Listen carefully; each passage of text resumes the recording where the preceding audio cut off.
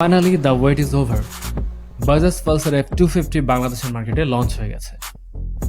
আজকে আমরা দেখব বাইকটা বাস্তবে কেমন, এর ডিজাইন, স্পেসিফিকেশন, রাইডিং ফিল কেমন হতে পারে, সবকিছু সবকিছু মিলিয়ে দেখব বাইকটা আসলে ভ্যালু ফর মানি হবে কিনা। So let's dive in.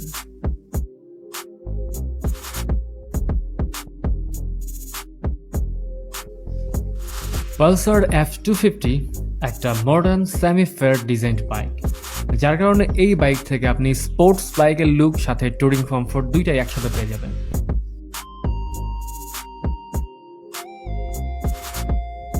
Headlamp সেটআপটা একটা পিওর হাইলাইট, কারণ হেডল্যাম্পে ইউজ করা হয়েছে একটা এলইডি প্রজেক্টর বাল্ব সাথে ডুয়াল ডিআরএলস। ট্যাঙ্কের muscular shape, rear LED light আর বাইকের কমপ্লিট স্ট্যান্স দেখে যে কোনো বাইকারকে এই বাইকের ডিজাইনটা মোটামুটি ইমপ্রেস করবে।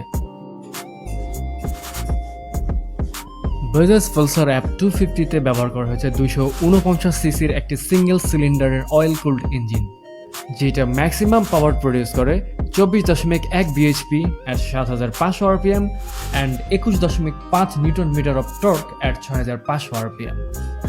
অ্যান্ড আশা করা যায় এই বাইকটা আপনাকে হাইওয়েতে ওভারটেকিং এর সময় মোটামুটি একটা ভালো সাপোর্ট দিবে। ইঞ্জিনটা যথেষ্ট স্মুথ, রিফাইন্ড এবং বাজাজের মতে এই বাইকটা সিটি রাইড এবং হাইওয়ে পারফরমেন্স উভয় কন্ডিশনের জন্য টিউন করা হয়েছে। গিয়ার বক্স হিসেবে এখানে থাকতেছে একটি 5 স্পিডের গিয়ার বক্স, আর ইম্পর্টেন্টলি এখানে অ্যাসিস্ট অ্যান্ড স্লিপার ক্লাচ দেওয়া হয়েছে। সো আশা করা যায় এই বাইক থেকে ডাউনশিফট এখন আরও স্মুথার হবে, specially during aggressive breaking.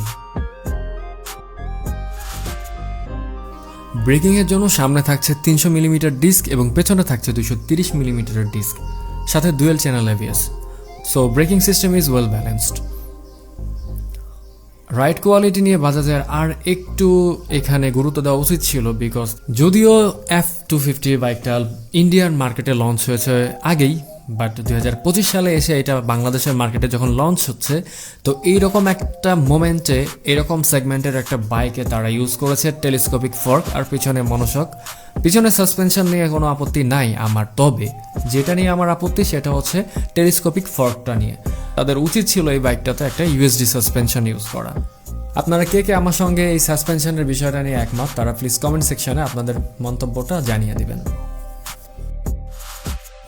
Ground clearance, wheel base সবকিছু মিলে এটা টুরিং ফ্রেন্ডলি একটা প্যাকেজ, এটা মানতে হবে। And even in bad roads or off roads this bike is capable to ride. Pulsar F250 comes with a semi-digital instrument cluster. আমরা বরাবর দেখে আসতেছি বাজাজ তাদের পালসার সিরিজের বাইকগুলোতে সেমি ডিজিটাল মিটার ইউজ করে। হতে পারে এটা বাজাজ তাদের একটা ইউনিকনেস ধরে রাখে এই মডেলগুলোর জন্য, যদিও এই সেমি ডিজিটাল মিটারটা যথেষ্ট রিডেবল, ক্লিন এবং gives you what you need.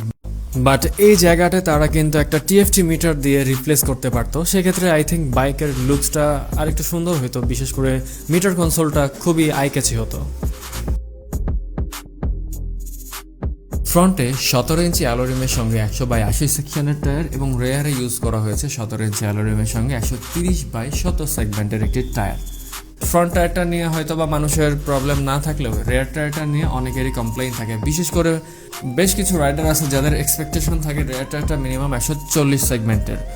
তো এই জায়গাতে 250 সিসির একটা বাইক, সেই বাইকের রেয়ার টায়ারটা মিনিমাম 140 সেগমেন্টের দেওয়া উচিত ছিল বাজাজের। অ্যান্ড তারা যে তাদের গতানুগতিক স্টাইলের মধ্যে থাকতেছে, বাট আমার মনে হয় তাদের এই জায়গাটাতে একটু ইমপ্রুভ করা প্রয়োজন। সব কিছু মিলিয়ে আমি যেটা বলবো সেটা হচ্ছে, আমরা যদি লক্ষ্য করি বাজাজের পালসার সিরিজের যে বাইকগুলো, যেমন ধরেন এনএস সিরিজের যে বাইকগুলো আছে, এন সিরিজের যে বাইকগুলো আছে, এই সবগুলো বাইকে কিন্তু তারা এই সেম রেয়ার টায়ারটা ইউজ করেছে 130/70 সেগমেন্টে যে টায়ারটা। সো F250 বাইকটা আমি 250 সিসির একটা বাইক, অ্যান্ড এই বাইকে কিন্তু রাইডারদের মিনিমাম একটা এক্সপেকটেশন থাকে 140 সেগমেন্টের টায়ারের। সো এই জায়গাটাতে আমি মনে করি তাদের ইমপ্রুভ করা উচিত। হয়তোবা এটা হইতে পারে মাইলেজের বিষয়টা তারা মাথায় রাখে, কারণ দুই একটা এনএস রাইডারদের দেখেছি তারা তাদের রেয়ার টায়ারটা চেঞ্জ করে ফ্যাট টায়ার ইনস্টল করেছে, অ্যান্ড তাদের স্টক টায়ারের রিপ্লেসমেন্টে ফ্যাট টায়ার ইনস্টল করার পর বাইকের কিন্তু মাইলেজটা মোটামুটি ড্রপ করে। বাজাজ হয়তো বা এই বিষয়টা নজরে রেখেই তাদের ফ্যাট টায়ার ইনস্টল করে না, বাট যেখানে অন্যান্য বাইক 140 সেগমেন্টের টায়ার প্রোভাইড করে তাদের সবকিছু ঠিক রাখতে পারতেছে, সেখানে আমার মনে হয় বাজাজের উপর আমরা এই এক্সপেকটেশনটা রাখতেই পারি।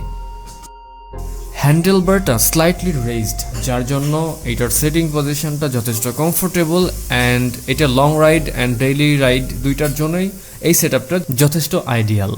এবং এর সিটটা কিন্তু যথেষ্ট চওড়া এবং নরম, আর প্রিলিয়ন সিটটাও কিন্তু প্র্যাকটিক্যালি কমফোর্টেবল অ্যান্ড এটা দিয়ে অনায়াসে প্রিলিয়ন নিয়ে লং রাইড করা যাবে।